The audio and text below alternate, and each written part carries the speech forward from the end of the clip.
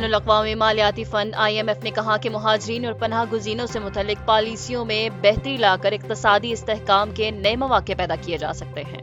Report کے مطابق گزشتہ 3 دہائیوں کے دوران بہتر مستقبل کی تلاش، مقامی تنازعات اور قدرتی آفات کے باعث نقل مکانی کی شرح میں نمایاں اضافہ ہوا ہے۔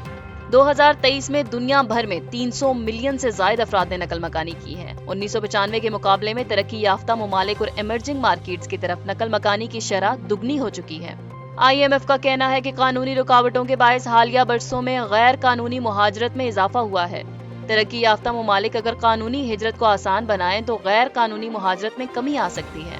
ہنرمند اور پیشہ ور افراد کے لیے نقل مکانی کے مواقع بہتر بنانا معاشی ترقی میں معاون ہو سکتا ہے۔ IMF نے عالمی برادری پر زور دیا ہے کہ قدرتی آفات سے نمٹنے کے لیے مشترکہ اقدامات کیے جائیں تاکہ جبری نقل مکانی کی ضرورت کم ہو سکے۔ اقوام متحدہ میں پاکستان کے مستقل مندوب سفیر عاصم افتخار احمد نے اقوام متحدہ کے سیکریٹری جنرل انطونیو گوتریس سے ملاقات کی۔ ملاقات میں جنوبی ایشیا کی سیکیورٹی صورتحال پر تفصیلی بات چیت ہوئی اور خطے میں بڑھتی ہوئی کشیدگی پر تشویش کا اظہار کیا گیا۔ دونوں رہنماؤں نے زور دیا کہ امن کے قیام کے لیے سفارتی کوششوں کو تیز کرنے کی ضرورت ہے۔ سفیر عاصم افتخار نے پاکستان کے اس عزم کا اعادہ کیا کہ وہ خطے میں امن و استحکام کے لیے ہر ممکن کردار ادا کرتا رہے گا۔ وزیر خزانہ سینیٹر محمد اورنگزیب نے آج کے دن overseas investors chamber of commerce and industry کے عہدیداروں اور ممبران سے زوم پر تفصیلی ملاقات کی۔ وزارت خزانہ کے مطابق اس ملاقات کا مقصد معاشی اصلاحات، پائیدار ترقی اور نجی شعبے کے کردار پر مشاورت تھا۔ وزیر خزانہ نے حکومت کے معاشی استحکام اور اصلاحاتی ایجنڈے پر روشنی ڈالتے ہوئے کہا کہ موجودہ پالیسیوں کا مقصد معیشت کو شفاف، مؤثر اور جواب دہ بنانا ہے۔ انہوں نے ٹیکس اصلاحات، توانائی، عوامی مالیات اور سرکاری اداروں میں جاری تبدیلیوں کا ذکر کرتے ہوئے مالی نظم و ضبط اور وفاقی اور صوبائی سطح پر بہتر ہم آہنگی کو کامیابی کا ذریعہ قرار دیا ہے۔ انہوں نے اس بات کا اعادہ کیا کہ حکومت نجی شعبے کو ترقی کا محرک سمجھتی ہے اور اس کی تجاویز کو بجٹ سازی میں شامل کیا جائے گا۔ OICCI نے بین الاقوامی شراکت داروں سے حکومت کی مشاورت اور اصلاحاتی کوششوں کو سراہا اور تجاویز دی کہ ٹیکس نظام کو وسعت دی جائے، ٹیکنالوجی اور ادارہ جاتی تعاون کو فروغ دیا جائے اور نجی شعبے میں مسلسل مشاورت کی جائے۔ چیمبر نے گزشتہ بزنس کانفیڈنس سروے کا حوالہ دیتے ہوئے کہا کہ کاروباری ماحول میں بہتری آئی ہے اور آئندہ مہینوں میں سرمایہ کاری کے مزید مواقع پیدا ہونے کی امید ہے۔ وفاقی وزیر برائے منصوبہ بندی، ترقی و خصوصی اقدامات پروفیسر احسن اقبال نے ابوظہبی کے محکمہ گورنمنٹ انیبلمنٹ DGE کا دورہ کیا، جہاں انہوں نے چیئرمین احمد تمیم ہشام الکتب سے ملاقات کی۔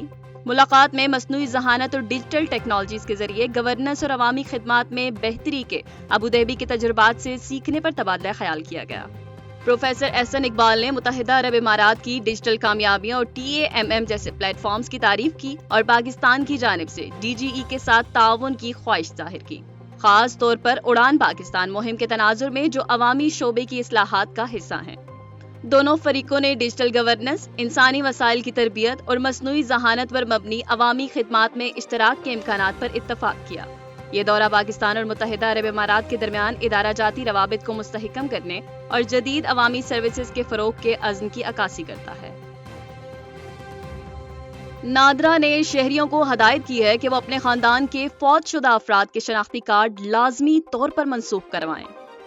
ترجمان نادرا کے مطابق اگر کسی فرد کا انتقال یونین کونسل میں رجسٹر ہو چکا ہے لیکن شناختی کارڈ منسوخ نہیں کرایا گیا تو اہل خانہ کو نادرا سے کسی نئی شناختی دستاویز کے لیے درخواست دینے سے پہلے اس فوت شدہ فرد کا کارڈ منسوخ کرانا ضروری ہوگا۔ یہ عمل نادرا دفتر یا پاک ID موبائل ایپ کے ذریعے مفت میں مکمل کیا جا سکتا ہے۔ مزید رہنمائی نادرا کے social media platforms, website اور ہیلپ لائن سے حاصل کی جا سکتی ہے۔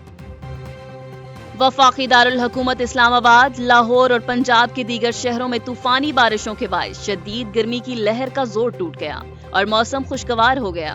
محکمہ موسمیات کے مطابق بارشوں کا سلسلہ اتوار 4 مئی تک جاری رہنے کا امکان ہے۔ پنجاب بھر میں آج بھی گرج چمک، تیز ہوا اور آندھی کے ساتھ مزید بارشوں کی پیشگوئی کی گئی ہے۔ PDMA کے ترجمان کے مطابق اس دوران آسمانی بجلی گرنے کے امکانات بھی زیادہ ہیں، لہٰذا عوام کو محفوظ مقامات پر رہنے کی ہدایت جاری کی گئی ہیں۔ DG PDMA نے شہریوں سے اپیل کی ہے کہ خراب موسم کے دوران کھلی جگہوں سے اجتناب کریں۔ گزشتہ رات کی آندھی اور طوفانی بارشوں سے 2 افراد جاں بحق جبکہ 24 زخمی ہوئے ہیں، جبکہ 9 عمارتوں کو جزوی نقصان پہنچا ہے۔ محکمہ موسمیات نے راولپنڈی، گجرانوالہ، لاہور، فیصل آباد، سرگودا، ڈی جی خان، ملتان، ساہیوال اور بہاولپور میں مزید بارشوں کی پیشگوئی کی ہے، جبکہ مری اور گلیات میں لینڈ سلائیڈنگ کے خدشات بھی موجود ہیں۔ ضلعی انتظامیہ اور ریسکیو اداروں کو ہائی الرٹ کر دیا گیا ہے۔ لاہور میں درجہ حرارت آئندہ دنوں میں 20 سے 34 ڈگری سینٹی گریڈ کے درمیان رہنے کا امکان ظاہر کیا گیا ہے۔